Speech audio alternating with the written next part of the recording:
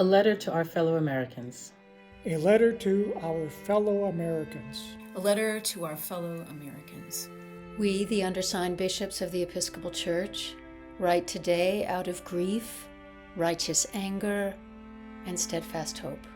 What happened a week ago in Minnesota and is happening across the country runs counter to God's vision of justice and peace.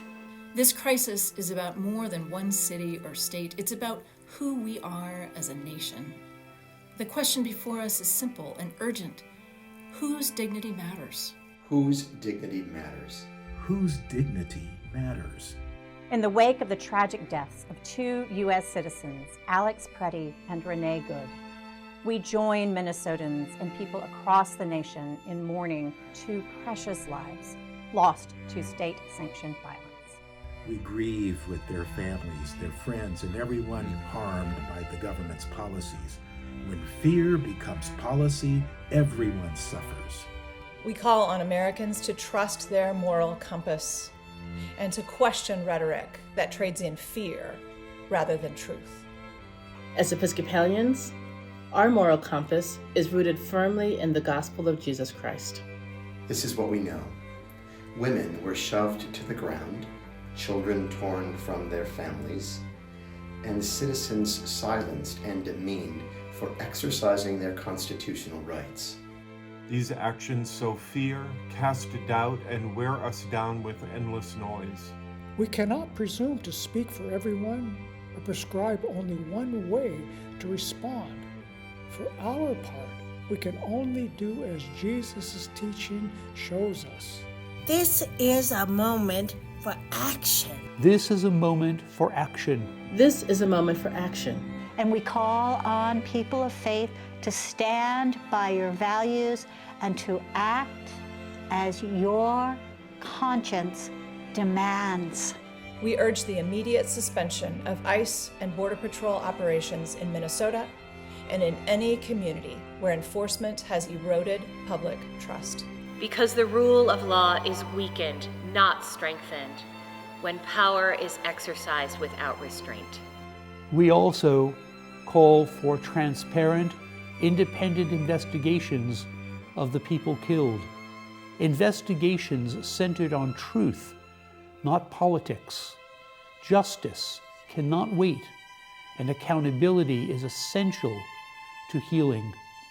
We call on the elected officials of our nation to remember the values that we share, including the rule of law.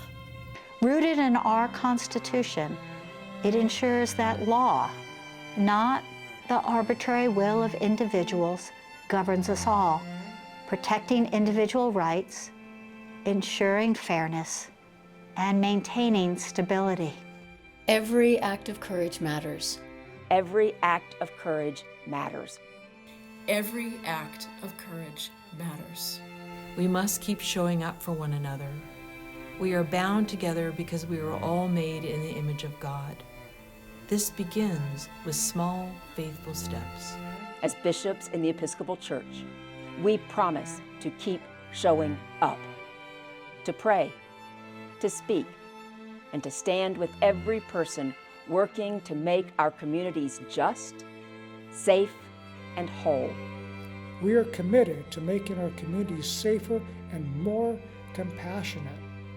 So children can walk to school without fear. So that families can shop and work and worship freely. So we recognize the dignity of every neighbor, immigrant communities, military families, law enforcement officers, nurses, teachers, and essential workers alike. You may feel powerless, angry, or heartbroken right now. Know that you're not alone. Each of us has real power. Community power, financial power, political power, and knowledge power. We can show up for our neighbors, support small businesses and food banks, contact elected officials, and vote. And learn our rights so we can speak up peacefully without fear. The question before us is simple and urgent. Whose dignity matters? Whose dignity matters? whose dignity matters. Our faith gives us a clear answer.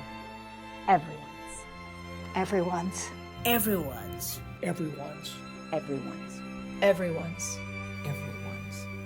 Safety built on fear is an illusion. True safety comes when we replace fear with compassion, violence with justice, and unchecked power with accountability.